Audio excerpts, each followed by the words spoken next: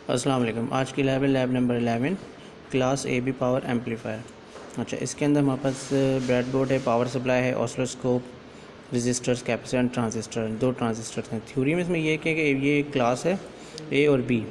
ठीक है, ए क्लास जो है वो हमारी पावर एम्पलीफायर जो 100% इनपुट सिग्नल लेगा, लेकिन 360 के ऊपर उसको 360 एंगल के ऊपर इसको फेज़ लेगा। और क्लास बी के अंदर जो एम्पलीफायर 50% हमारा इनपुट सिग्नल लेगा, 180 डिग्री पे इसका फेज़ होगा।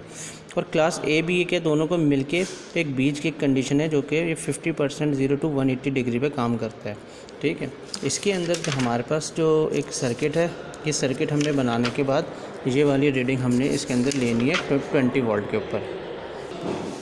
ये हमारे पास एक सर्किट है, ये सर्किट जो है हमने यहाँ पे बना दिया। ठीक है, सेम सर्किट जिस तरीके से जो हम पहले डिज़ाइन करते हुए आए, इसके अंदर जिस तरह हमने यहाँ पे देखें 2 ट्रांजिस्टर ले लिए हैं। ठीक है, 2N3904 और 3906। ठीक, उसके बाद हमने इसको कनेक्टिविटी दी है।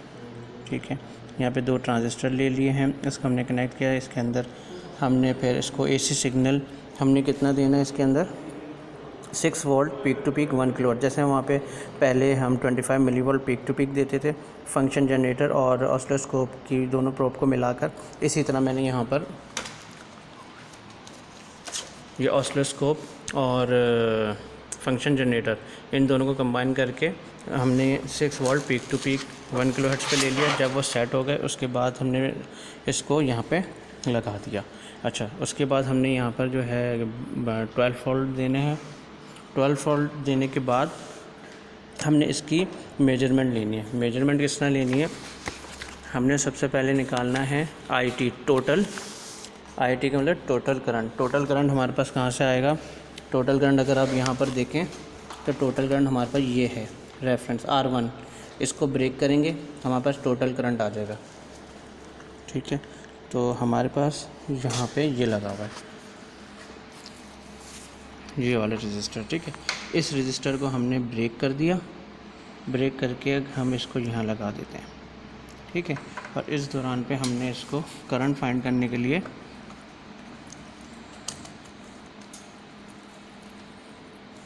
ये और यहाँ पे ये लगा दिया। तो हमारे पास मल्टीमीटर के ऊपर हमारे पास ये रीडिंग आ जाएगी। उसके बाद हमने जो ब्रेक किया था उसको हम दोबारा लगा देंगे, क्योंकि करंट के लिए ब्रेक करना पड़ता है। तो अब हमने इसको दोबारा लगा दिया। अच्छा, अब दूसरी रीडिंग हमारे पास है इसके अंदर VB1, VB2, VE1, VE2, मतलब इन सब के हमने वोल्टेज लेने हैं, दोनों बेस के लेने और दोनों एमीटर के लेने। ठीक है, अब यहाँ पर देखें हमारे पास जो 2 ट्रांजिस्टर लगे हुए थे, एक ये लगा हुआ और दूसरा ये लगा हुआ। इन दोनों के बेस के ऊपर हमने दोनों के वोल्टेज लेने VB1। तो VB1 का मतलब हमारे पास जो बेस पे लगा हुआ है पहले हमने वो ले लेना है। ये हमारे पास बेस है सेंटर में और ये ग्राउंड। इसको हमने वोल्टेज पे कर दिया, इसको भी हमने वोल्ट पे कर दिया। उसके बाद हमने ये बेस हो गया और ये ग्राउंड हो गया। और वोल्ट और डिजिटल मल्टीमीटर के ऊपर हमारे पास ये रीडिंग आ जाएगी।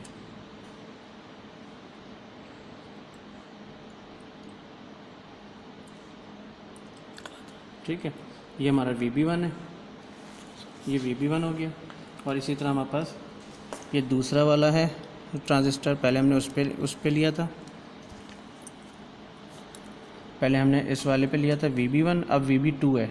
तो हमारे पास दूसरा वाला जो है बेस ये और फिर इसका ये हमारे पास VB2 है। फिर हमारे पास है VE1 एमीटर, ये हमारे पास VB ट्रांजिस्टर जो हमारा पहला वाला था E1, इसका ये आ जाएगा, फिर इसकी वैल्यू आ जाएगी।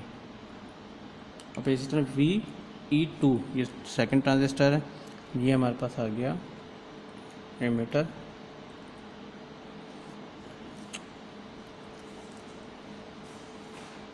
ये हो गया एमीटर और ये हो गया ग्राउंड।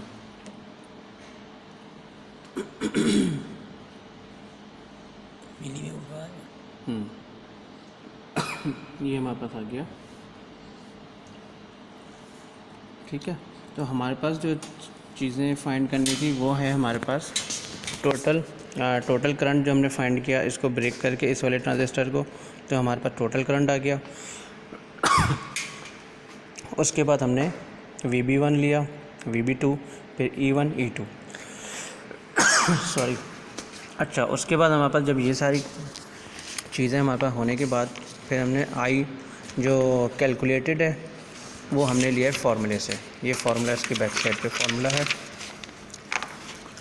ये IT का फार्मूला है, VB1 VB2 E1, ठीक है। इससे हमारे पास ये वाली वैल्यूज़ निकल जाएंगी, ठीक है गाइस। तो ये था हमारे पास आज की जो लैब थी, class AB power amplifier. Okay, अल्लाह हाफ़िज़।